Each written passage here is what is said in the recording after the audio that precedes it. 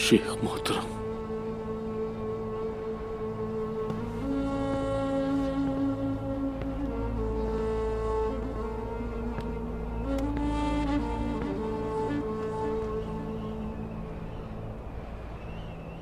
मेरा दिल परेशान है,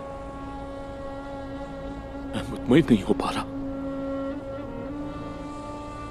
ऐसा होगा मुझे हरगिज नहीं मालूम था। अगर आपने जानकर ऐसा किया तो आप जालिम होंगे, और अगर अनजाने में किया तो आप बेखबर थे। ये कबीले के लिए किया, सबकी भलाई चाहता था। खवातीन को सिर्फ इसलिए भेजा कि खून खराबा ना हो। शेख मोहतरम, हालात मुनासिब होते ही उन्हें वापस बुला लेता। मालूम नहीं था ऐसा हो जाएगा। मोमिन को होशियार रहना चाहिए, उन्हें हमेशा खतरे को भांप लेना चाहिए। गुंदूस साहब, क्या आप उन मुनाफिकीन को जानते हैं जिन्होंने मस्जिद ज़रार बनाई थी?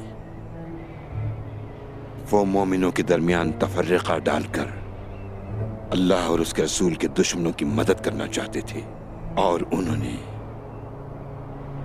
खयानत और जुल्म के मरकज को अल्लाह के घर का रूप देकर मुसलमानों को धोखा देने की कोशिश की। लेकिन मेरे रब से कोई चीज पोशीदा नहीं रह सकती। वो सब कुछ देखता भी है और सुनता भी है।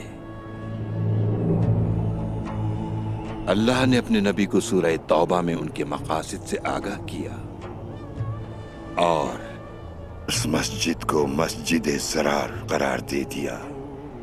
बुराई की उस जगह को जिसे मस्जिद कहा गया, अल्लाह के नबी ने बुराई के उस घर को तबाह कर दिया।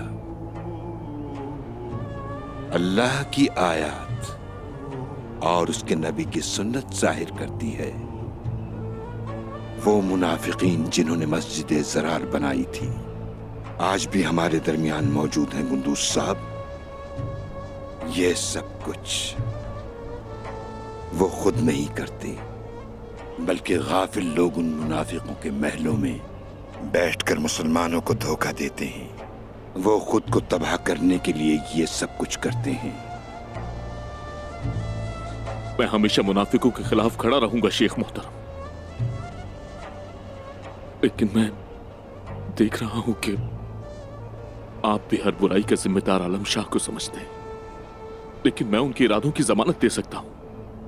वो तुर्कमानों की भलाई चाहते हैं।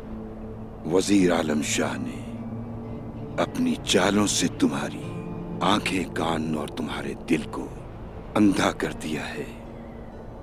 आप न सुन सकते हैं और न देख सकते हैं। सोचो जरा, जो लोग गफलत में पड़ते हैं वो मुनाफिक बन जाते हैं।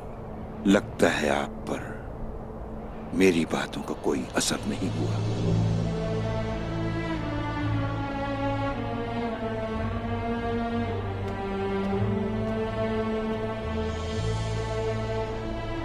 गुंदूस साहब, अगर आप गफलत की नींद से बेदार होना चाहते हैं तो अपने ज़मीर के तालिब इल्म और नफ्स के मालिक बन जाएं।